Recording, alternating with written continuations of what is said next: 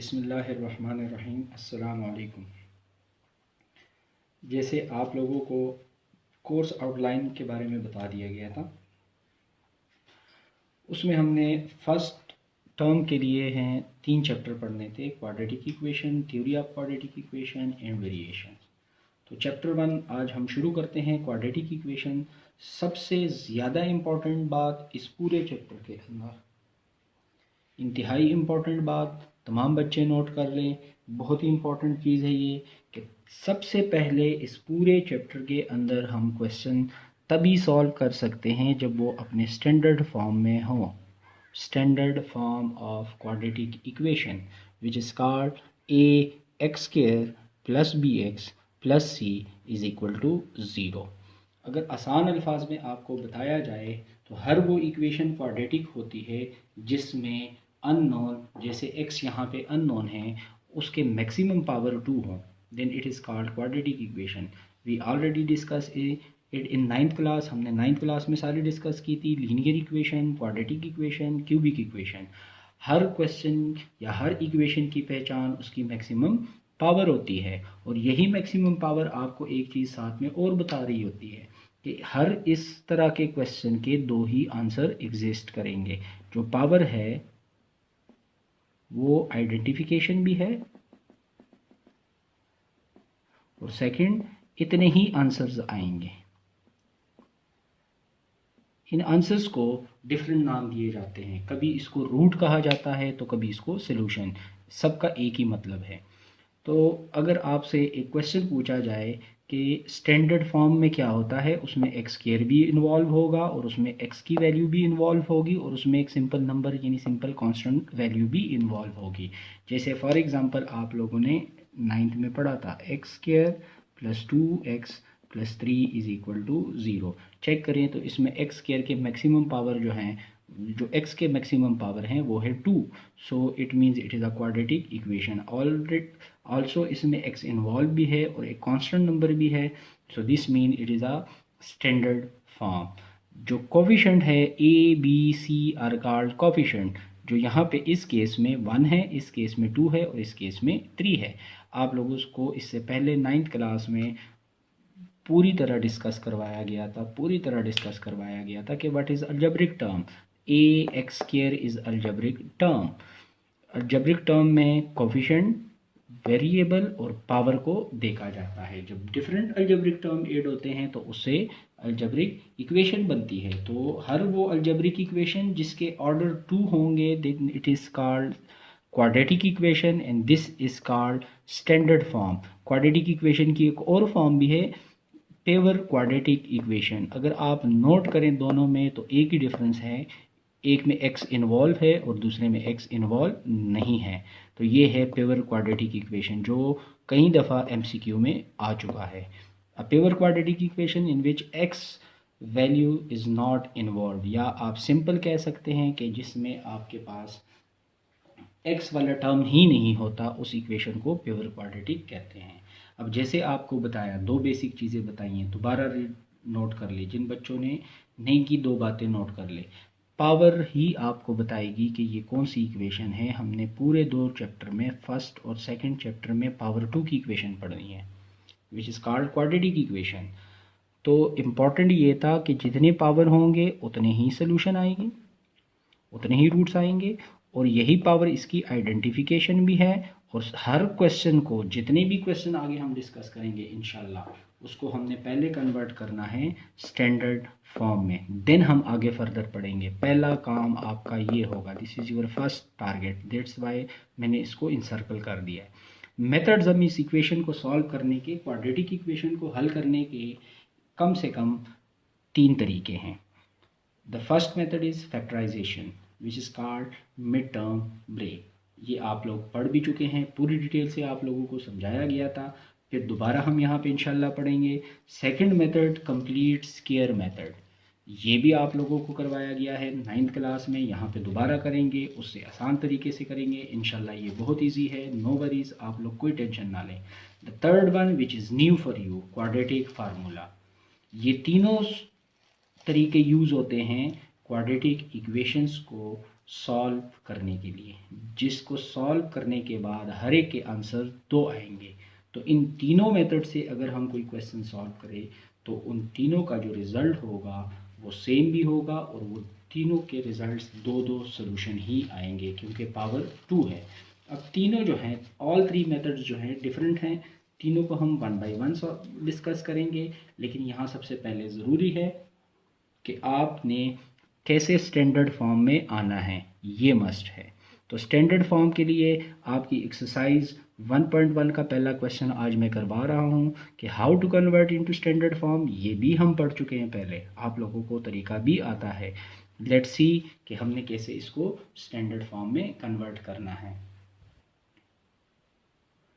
तो ये आपके लिए कुछ क्वेश्चंस हैं 1.1 का पार्ट 1 चेक कीजिएगा। तो बुक में पार्ट 1 है आपके पास, x+7 multiply with x-3 is equal to -7। तो क्या इस इक्वेशन के अंदर आपको x स्क्वायर नज़र आ रहा है? नहीं। तो जब x स्क्वायर नहीं नज़र आ रहा तो दिस मीन कि हमने इसको x स्क्वायर में कन्वर्ट करना है। We need to convert into standard form. तो स्टैंडर्ड फॉर्म में डिफरेंट तरीके हैं और आप लोगों ने इसको पहले किया हुआ है। कैसे कन्वर्ट कर सकते हैं? सिंपल मल्टीप्लिकेशन है, मल्टीप्लाई करें x with x is equal to x square, then 7 with x is equal to 7x, then x with -3 is equal to -3x, and 7 into 3 -21 is equal to -7। अब x square check करें, x square आ गया 7x - 3x equal to 4x, -21 वो 7 यहाँ पे आएगा तो +7 बन जाएगा is equal to 0। Or this is equal to x square plus 4x -14 is equal to 0। Check करें तो ये एग्जैक्टली स्टैंडर्ड फॉर्म बन गया। इसमें एक्स स्क्वायर की भी वैल्यू है, x की भी वैल्यू है और कांस्टेंट भी है। तो ये है आपने कैसे एक इक्वेशन को स्टैंडर्ड फॉर्म में कन्वर्ट करना है। उनको मल्टीप्लाई करें, उनको एलसीएम के तरीके से सॉल्व करें, जैसे आप लोगों को इजी हो, लेकिन इन लास्ट आपने उसमें स्टैंडर्ड फॉर्म को जनरेट करना होगा। ये है आपका 1.1 का पार्ट 1।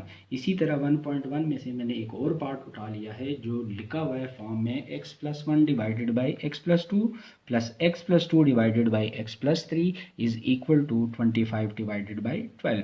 तो इसमें ना कहीं एक्स स्क्वायर नज़र आ रहा है, ना तो कोई x के एलिमेंट अलग लिखे हुए हैं, ना कोई कांस्टेंट अलग लिखा हुआ है। क्वाड्रेटिक इक्वेशन की ये भी एक बहुत अच्छी पहचान है कि एक्स स्क्वायर के तमाम टर्म्स एक दफ़ा आएंगे, इसी तरह x का भी एक सिंगल टर्म होगा और इसी तरह 14 का भी एक सिंगल यानी कांस्टेंट का भी एक सिंगल टर्म होगा। जबकि यहाँ पे चेक करें तो x की वैल्यूज़ तकरीबन 4 दी गई हैं। तो पहला काम आपने ऐसी इक्वेशन को सॉल्व करने का क्या करना है, जो डिनोमिनेटर्स हैं 12x+3 और x+2 इन तीनों को मल्टीप्लाई करें या इन तीनों का एलसीएम फाइंड आउट कर ले। जैसे मैंने राइट साइड पे अंडरलाइन कर दिया, 12 into x+3 into x+2 result बन गया। ये आप लोगों ने 9th में भी पढ़े थे। अब ये करें कि 12 और x+3 x+2 को सबके साथ मल्टीप्लाई करें, जैसे मैं अब करने वाला हूँ। 12x+3 into x+2 first entry के साथ, 12x+3 x+2 सेकेंड एंट्री के साथ, और the third one 12x+3 x+2 के साथ मल्टीप्लाई कर दीजिए। तो फर्स्ट वन में चेक करें, x+2 के साथ कैंसिल, x+3 के साथ कैंसिल और 12 के साथ कैंसिल। तो आपके पास जो इक्वेशन रह गई है वो रह गई है 12x+1 और x+3। Second one 12x+2 and the second one is also x+2। तो इसके करस्पॉन्डिंग से हम चेंजिंग कर लेते हैं, ठीक है। और the third one is 25x+3 and x+2। Simple है, मुश्किल नहीं है। पहले एलसीएम से मल्टीप्लाई किया, अब फर्दर इनको आपस में मल्टीप्लाई करें। जैसे x into x x square, x into 3x, 1 into x x, 1 into 3।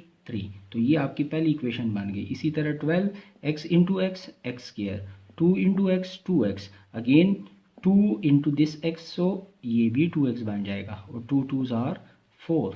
तो ये एक इक्वेशन थोड़ी सी गलत लिख ली थी, अब आप इसको सही कर लें। ठीक है। नाउ मूविंग फॉरवर्ड, इसी तरह राइट साइड पे भी करें, x into x x square, x into two two x, three into x three x, three into two six. Sign का बहुत ख्याल रखिएगा, अभी भी स्टैंडर्ड फॉर्म नहीं है क्योंकि there are three x square values. हमें स्टैंडर्ड फॉर्म में एक सिंगल वैल्यू चाहिए होती है। तो 12 को मल्टीप्लाई करें, 12 इंटू एक्स स्क्र, अच्छा सॉरी इनको पहले प्लस कर लें, three x plus x, four x बन जाएगा, टू एक्स प्लस एक्स क्या बन जाएगा, थ्री एक्स, बल्कि two x plus two x होगा तो ये चेंज हो जाएगा। ये हमारी जो छोटी सी गलती है वो सीधी कर लें, फोर और ये फोर एक्स बन गया, ठीक है। इसी तरह two x plus three x क्या बन जाएगा, फाइव एक्स। तो ये चेक करें, बाकी वैल्यूज़ एज इट इज़ लिखी हैं। अब 12 को मल्टीप्लाई करें, 12 into x square, 12 x square, 12 into four 48 x, 12 into three 36, 12 into one 12 x square, 12 into four 48 x, and 12 into four again 48। इसी तरह 25 को भी मल्टीप्लाई करें, 25 into x square, 25 x square, 25 into five 125 x, and 25 into six 150। तो ये आपके पास कुछ result बन रहा है। 12 एक्स स्क्र को 12 एक्स स्क्र के साथ प्लस करें तो 24 बन जाएगा, 48 को 48 के साथ प्लस करें तो 96 एक्स बन जाएगा, 36 और 48 को प्लस करें 60। इसी तरह 20 राइट साइड पे 25 x square plus 125 x plus 150 रह गया। तो अब इसको आगे सॉल्व कर लें आप लोग। कैसे करेंगे, 24 एक्स स्क्र को 25 के पास ले जाएं, सिर्फ एक्स स्क्र रह जाएगा। इसी तरह 96 125 के साथ और 60 150 के साथ। तो आपके पास जो फाइनल रिजल्ट होगा उसको आप चेक कर लीजिएगा, तो वो एक्स स्क्र एक्स और कांस्टेंट की फॉर्म का होगा, विच is called standard quadratic equation. तो आज के लेक्चर में आप लोगों को तीन चीज़ें बताई गई हैं। The first one, identification of quadratic equation, maximum power two होनी चाहिए, उसके रिजल्ट्स भी दो आएंगे, विच इज़ कॉल्ड सोल्यूशन और रूट्स। उसके बाद इसको हमने सोल्यूशन तरीके डिस्कस किए हैं कि कितने तरीक़ों से इसको सॉल्व किया जा सकता है, लेकिन उससे पहले हमने इसको कन्वर्जन टू स्टैंडर्ड फॉर्म ये ज़रूर डिस्कस किया कि कैसे करेंगे। ये आप लोगों ने 9th क्लास में पढ़े थे ऐसे क्वेश्चन। आखिर में आपके पास ये रिज़ल्ट आना चाहिए। इसके बाद डिसाइड होगा कि आपने इसको किस मेथड से करना है। आप लोगों की अपनी मर्ज़ी है, you are allowed to solve by any one of these three method. आपको तीनों में से जो सा भी आसान लगे वो। इन केस अगर आपको पेपर में मेंशन कर दिया गया है कि इस फॉर्म से सॉल्व करें यूजिंग क्वाड्रेटिक फार्मूला, तो फिर आपने वही यूज़ करना है। फिर आप दो मेथड बाकी नहीं यूज़ कर सकते। अगर यूज़ करेंगे तो आपका क्वेश्चन गलत कंसिडर किया जाएगा। तो ये था आपका आज का लेक्चर। इंशाल्लाह बाकी नेक्स्ट लेक्चर में। अल्लाह हाफिज़।